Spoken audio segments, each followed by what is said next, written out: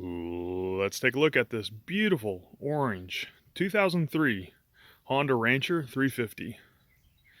I've seen a lot of four-wheelers over the years, guys. This one makes me excited. I think this is the first orange four-wheeler I've ever owned. It's in really good shape. I've seen a lot of faded oranges, some red ones that were more like pink. This one is just in absolutely excellent condition. I had to drive it. I had to get out there and go for a trail ride. So my son and I went out for a ride the other day. After all the rain and the flooding, we started out on some trails in the woods. Ups and downs, elevation, some small creeks that were flooded, washed through. And then went on some dirt roads and then some paved roads. About a 10-mile ride altogether, and this thing just performed beautifully. Starts easy, all the gears run out like they should. Brakes work great, front and back. It is just a beautiful machine. I'm not going to say it's flawless. I'm not going to be like some jerks and call it mint. There's no such thing as a 22-year-old mint four-wheeler. But this one is just absolutely gorgeous. I'm going to look at a few things on this machine in particular, kind of as an educational experience. Even if you're not interested in buying this, which is for sale currently in Western Kentucky, I want you to be educated on what to look for on these ones that don't have any odometer or gauge. You can't really tell for sure what the mileage is, but you can tell how well something's been used. So we're going to look at three key things. We're going to look at the wheels, the labels, and the racks. So first off, looking at the wheels, a lot of times on these older ones, I've got to paint the wheels because they're so beat up and rusty. I'll sand them real good and then I'll paint them. But look at that. I mean, it's used, right? There is some, like that one you can see, there's a few paint chips there on the outside rim. But the wheels are beautiful, which means it's either been babied or it's hardly been driven, or both. So I didn't paint the wheels on this one because I think these wheels look great, as is. All right, the next thing I like to look at is labels, and that's because they tend to get beat up with usage, and they also tend to come off with time. So let's look at the factory warning label. Really good condition. Same here on the back. You got these ones, but then, well, even the seat label. Look how clean and clear that is.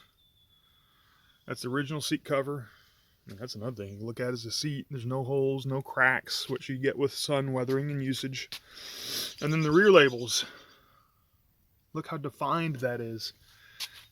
The 4x4 label. The tire pressure gauge label. I mean, like I said, I was excited about it when I picked this thing up. It's just beautiful. What other? Oh, one more label here in the back. This to me is the most telling. The trailer hitch label. These things are always beat up, rusty, because people use these. And I did not touch this up at all. I didn't paint that. Look at the axle. That's original. It has not been beat up. Hardly been ridden. What did I say the other thing I want to look at? Oh, the racks. You can't unbend, you can't undent racks. You can unbend them sometimes. So if you're wanting to see how much something has been used, or at least how well it's been taken care of, look at those three things, and that should give you an indication. No holes or cracks in the plastics. Minor scuffs and wear at some point. There's a dead spider on that one. Anyways, we're going to go and start it up. It's about 45 degrees here today. A cold front came through again last night, dropped the temperatures. This has not been started in 2 days, actually. So now this is, well, let's take a quick look at the features. Of course, you got the foot brake here for your rear. You also have, well, let's see, that's your front brakes. And then that is another rear brake there. Hand lever. This is the foot shift. And so you've got your shift lever down here.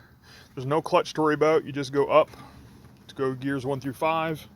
You go down after you press this button to go in reverse.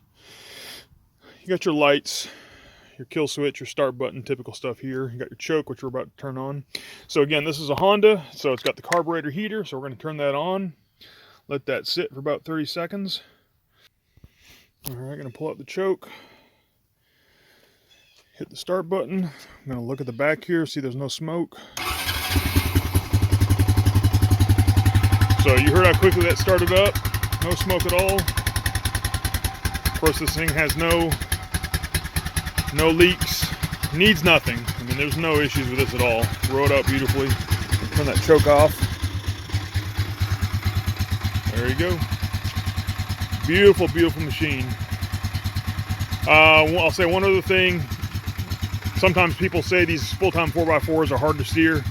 When that's the case, it's because of bad ball joints. Suspension on this is fantastic, just like the rest of the machine. No cracked axle boots, no worn bearings or ball joints. So steer's great, it's easy, it's fun to ride. Let me know if you have any questions or if you want to see close-up pictures from a particular angle. Thank you.